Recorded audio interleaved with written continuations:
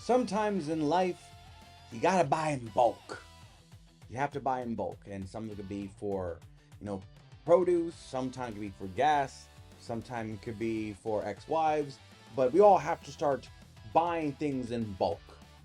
No, I'm not talking about the economy. No, I'm talking about when it comes to draft picks.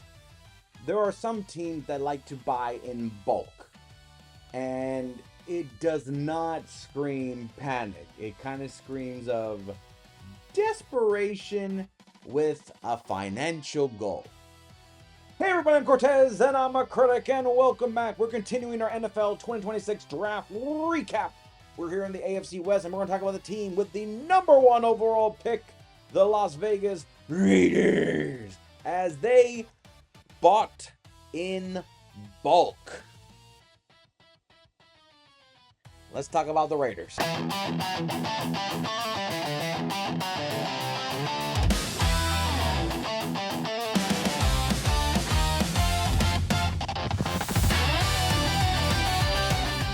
So a fun little note is some teams do get double-digit amount of players.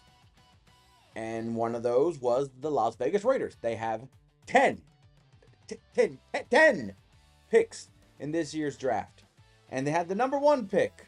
So in a way, they got a new coach. Everything just feels like they're not desperate, but they're trying to catch up.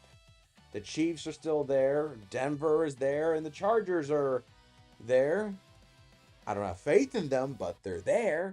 So the Raiders have to make do. And Ashton Jeanty was pretty successful. Brock Bowers is looking awesome. Represent the 8-9 here, 8-9. But, the quarterback has always been a problem, probably since maybe Derek Carr. But I'll probably say it's as far back as Rich Gannon was probably the last good Raider in this freaking millennia for the Raiders. So, to me, they kind of need to address the quarterback once and for all.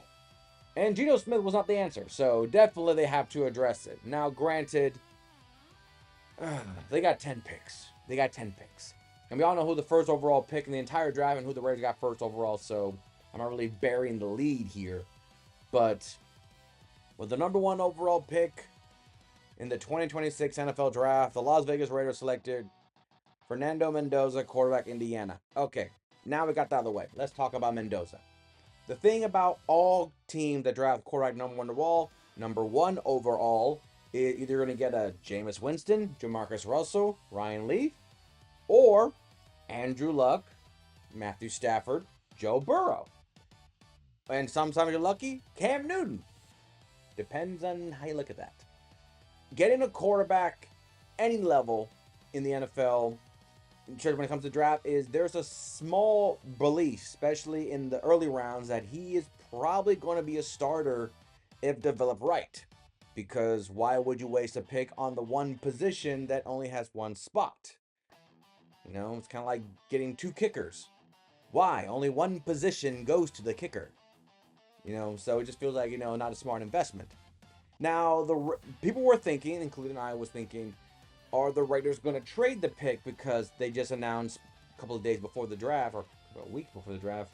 It was a while. It was a good amount of time that they got Kirk Cousins, and they gave him a lot of money, and then it was reported that Kirk Cousins was like, "Yeah, I'm good to just be a mentor.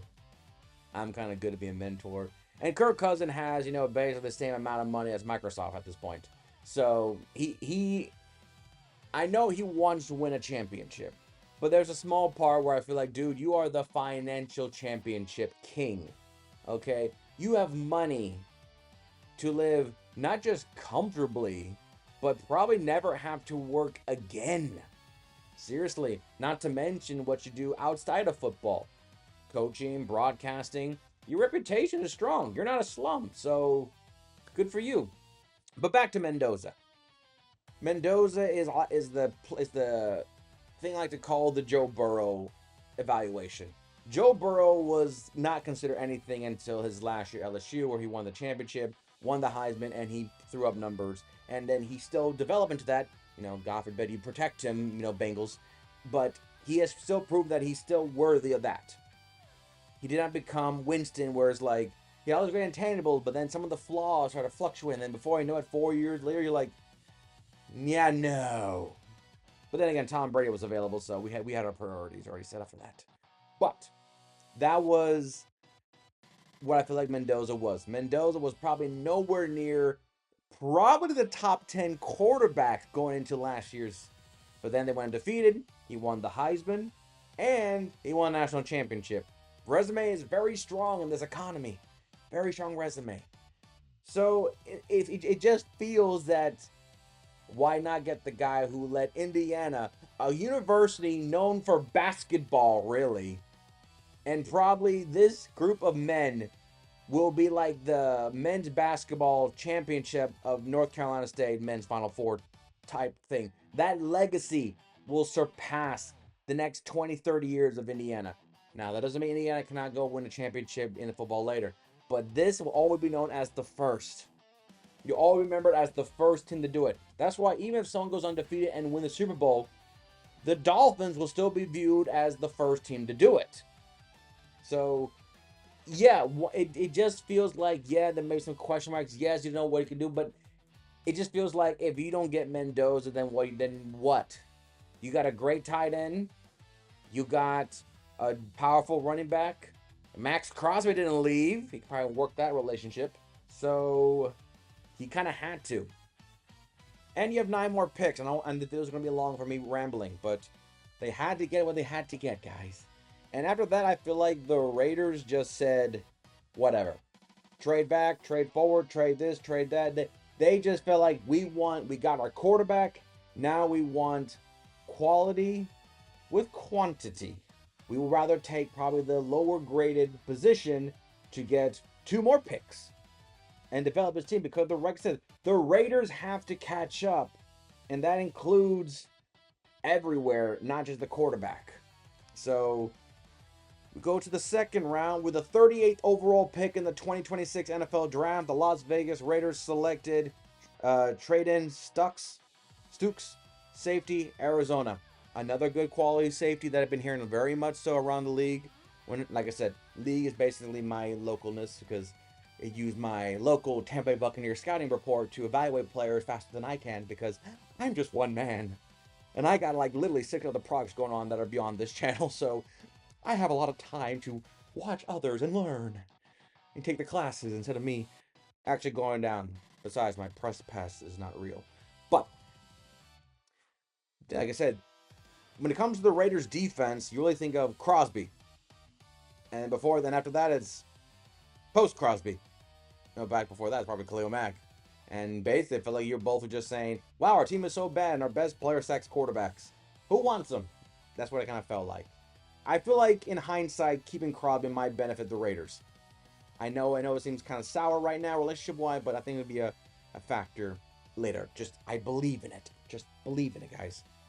So they had to address defensively and get one of the top tier. This guy is 5th in his position class.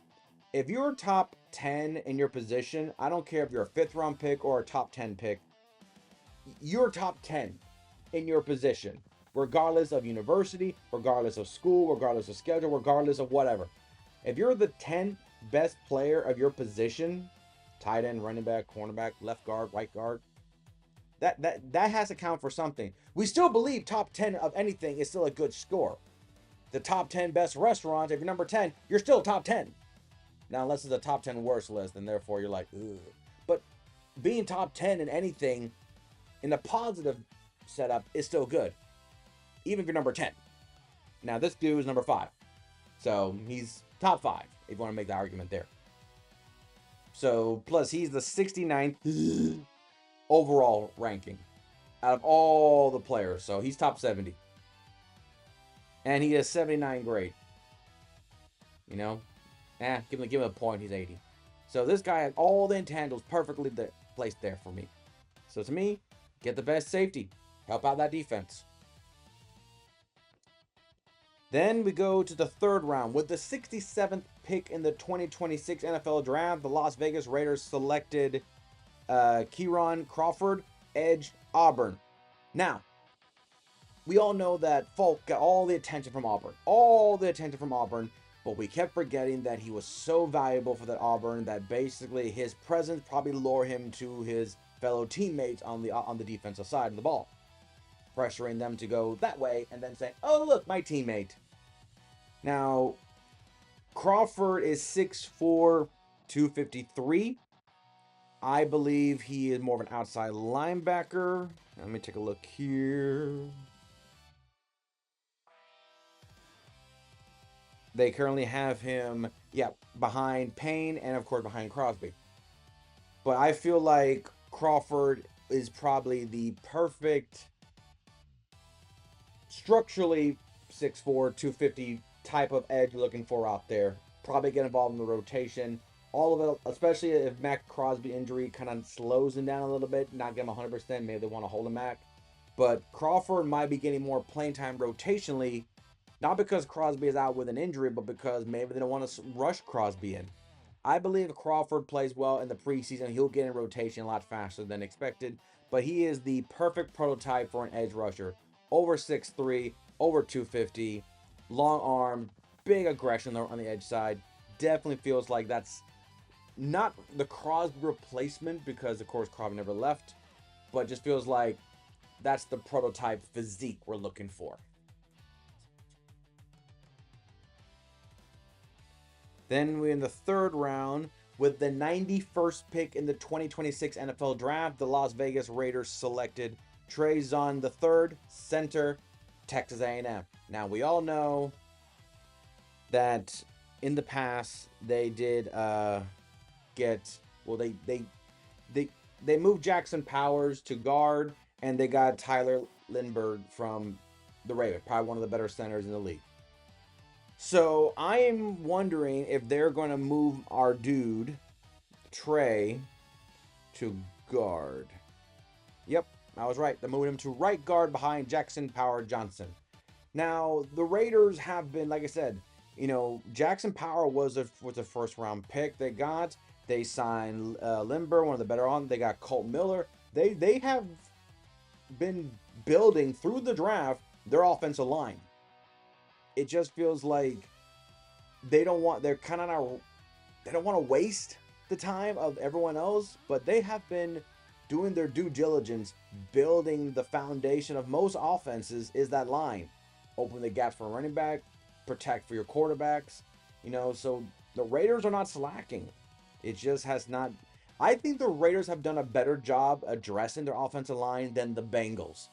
And the one real big thing the Bengals have over the Raiders is the quarterback position. It's more solidified, has been more successful than the Raiders had in the past few seasons since Joe Burrow joined the league. But I feel like the Raiders' offensive line has probably been more effective. At least when they're dropping talent, the player they have there are still there. They're not just being withered away in the sideline going, well, that's another bust. So for me, the Raiders, yes, this guy is considered, a center change into, but also Jackson Powers Johnson was coming in as a center. And he played center, but then they moved him to guard. Sometime that happened in this league. But they got one of the better centers in the league and a free agency, so makes sense for me. This feels like Raiders are just want to solidify that offensive lineman for Mendoza for years to come. And getting young talent in there to development obviously screams for the future.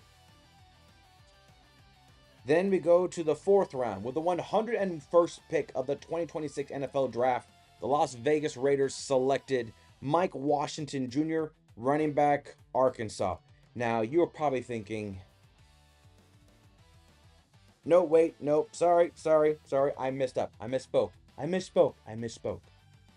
The 101st is Jermon McCoy, cornerback, Tennessee. Okay, then, the graphics will fix my mistakes, but now I'm addressing it now because we do it live. So, Mike McCoy, the biggest reason why he fell so low was because of the injury. And for a cornerback, injury to your legs is basically like it's almost as close to basically seeing a racehorse with a torn ACL. You kind of have to put him down. Now, this screams for the Raiders. His upside is so great that him basically potentially being delayed his rookie season, even if it were to go the entire season, his upside here in his rookie deal will be so much better, so much effective. Not to mention, if he's very successful, you can still lowball him when it comes to a second contract. This is 100% planning for the future. And with the other quarterbacks and receivers that they're competing, if McCoy is as top tier as he is before the injury, then the Raiders got a shutdown corner there to compete with Mahomes, Bo Nix, and Herbert, and whatever receiver they throw their way. And for the Raiders, that means more. Because, like I said, this draft is a lot of players, but it feels like they're investing beyond 2026 season. They're investing to 2028, 2029, and maybe even 2030. Depends on Mendoza's season comes, rookie seasons come out. So to me, this is way for the future, and it's smart for them. Now back to what I was saying before. In the fourth round, with the 122nd pick of the 2026 NFL Draft, the Raiders selected Mike Washington Jr., running back, Arkansas. There we go. So this is Genty was effective, very much so, even though he probably didn't get the attention. I mean, because Smith was so bad and the Raiders got the number one overall pick. So it's kind of like, how much did Genty do? The Raiders still got top one. I get that. Mike Washington is, to me, Mike Washington is clearly meant to be the Swiss Army knife. The Swiss Army knife, as in to keep Ashton Genty from being too much the workhorse. He comes in, maybe be the scat bag, maybe to be, because we all know Genty is basically breakaway speed with power. Genty is one of the perfect prototypes of a running back that everyone drools over from high school to the NFL. Just, he's powerful, he's big. I mean, everyone wants a Derrick Henry in their lives. We all do. But we all know that Genty probably ran a lot more carries, being the Heisman candidate and everything, being the only thing that Boise State really had as an offense.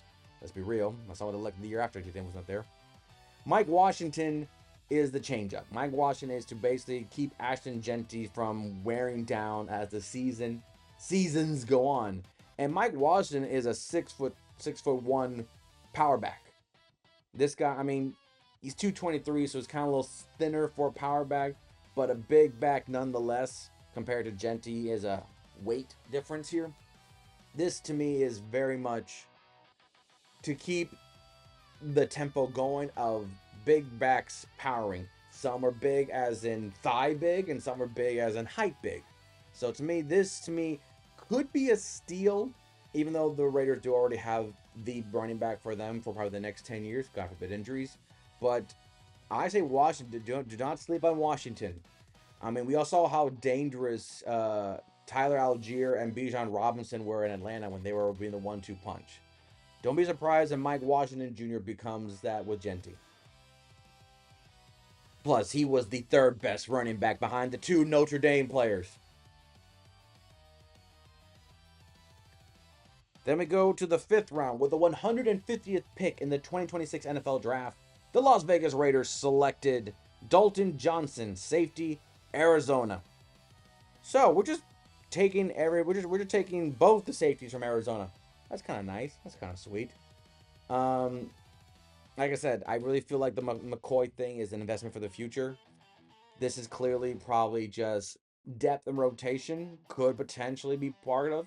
But I always felt that when you get to the later round picks, especially a fifth rounder and beyond, defensive back screams more of we need his athleticism a little bit more to contribute to special teams. And then we'll develop him as the season goes on. He'll probably make some splashes, makes him more valuable. But we kind of want to invest in the athleticism side a little bit more, and then we'll sharpen and clean up and redo the development side. But this to me feels is we need athleticism a little bit more.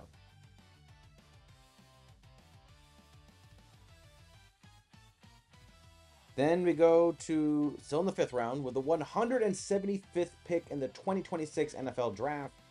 The Las Vegas Raiders selected Hakeem Masses, corner, California. Hasakia. Hasekim. Hazekaya Masses. Corner, California. I think I said that name correctly. If I did not, I am very, very, very sorry. Another corner. Depth, rotation. Probably get more playing time than McCoy. That doesn't mean anything.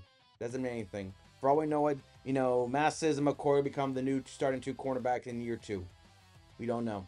He's 6 foot, 180. He's kind of thin, but his lengthy arms probably is a factor looking into him. I feel like this development. I still feel like this is special teams, but that means nothing. I've seen 5th, 4th round, 6th round pick corner become starter in this league for a long time. So it's not a big factor here. But like I said, the Raiders are probably looking at, we need more than just one per position. So this to me feels like that. They got 2 safeties and they got 2 corners. This feels like they're developing beyond this year.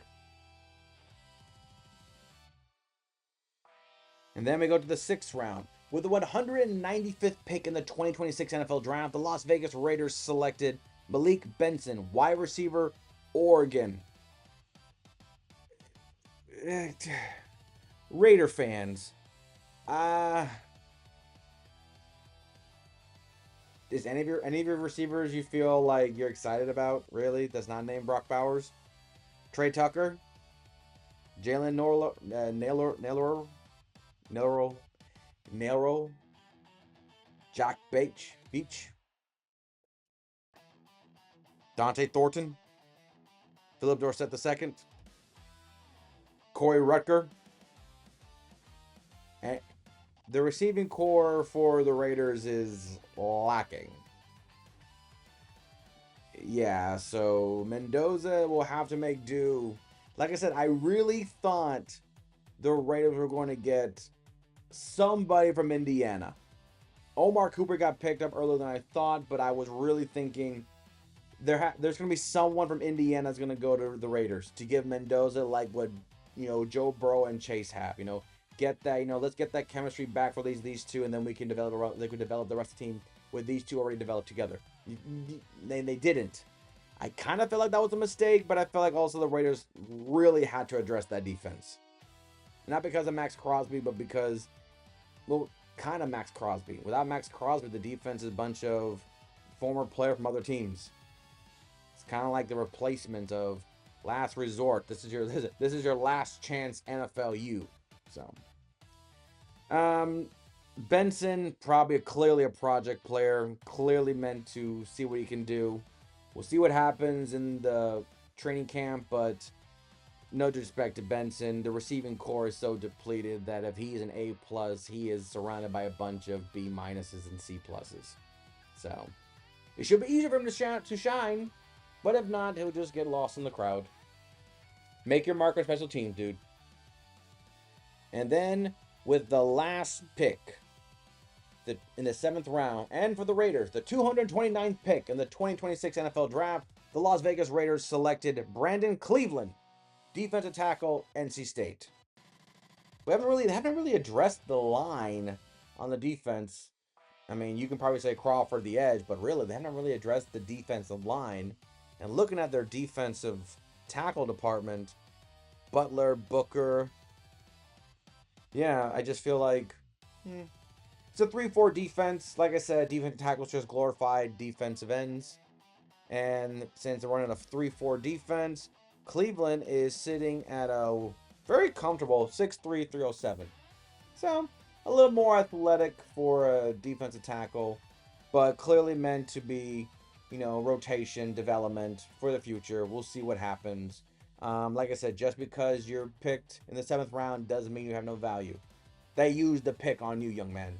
So, prove that even though you are a 7th round pick, that them using one of their picks on you is worth it. Okay? So make your mark in the preseason, as small as it is, but trust me, you'll get more chances. Starters don't play preseason games anymore. Pointless.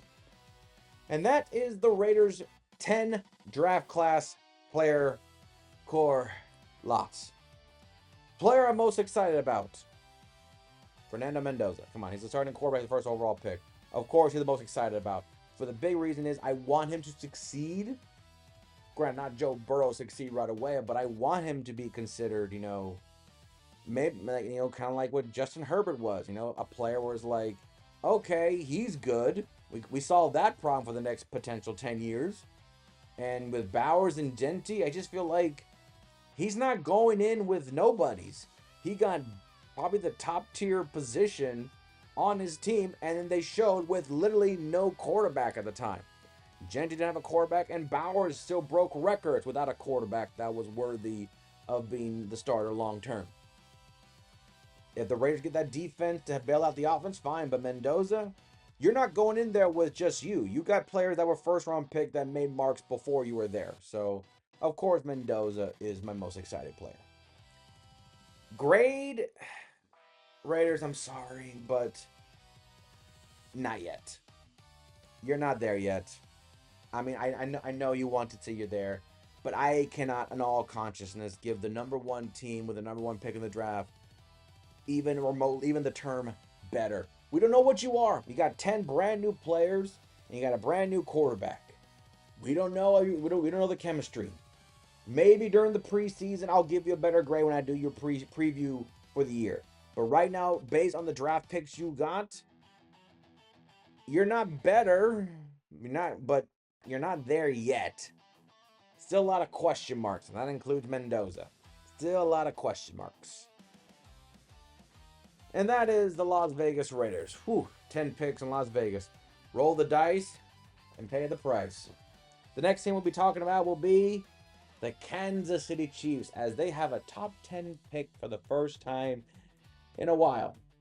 And we'll see if this draft class they selected will lead them back to the Chiefs of old. And by old, I mean we're annoyed with them, and that's not including the State Farm commercials with Mahomes. So until next time, I'm Cortez, and I'm a critic. Thank you so very much for watching.